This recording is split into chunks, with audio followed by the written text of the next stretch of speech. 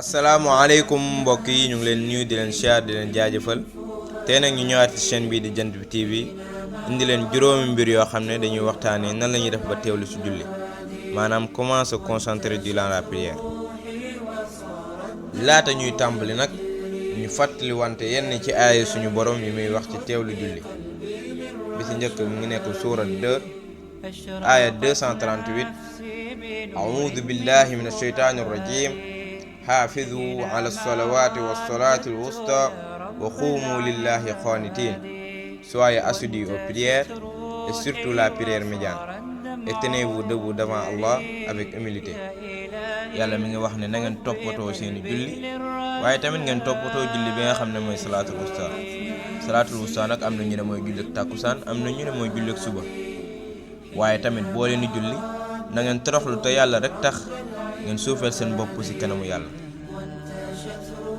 beneen aaya bi nekk ci suura 29 aaya 45 a'uudu billahi minash shaytaanir rajiim utlu maa uuhiya ilayka minal kitaabi wa aqimis salaah inna salaata tanhaa anil fahshaa'i wal munkar wa la dhikrullahi akbar wallahu ya'lamu ma tasna'uun.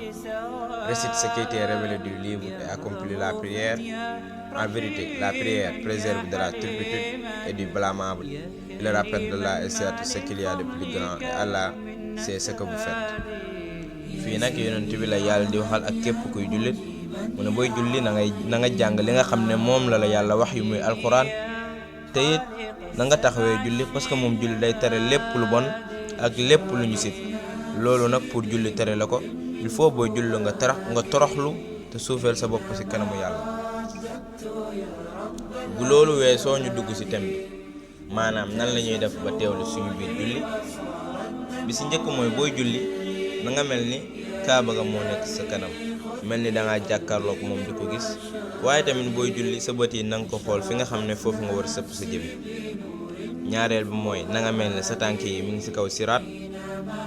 ñetteel bi mooy na mel ni aljana moo nekk sa côté ndeyjoor waaye safara moo nekk sa côté càmmoñ.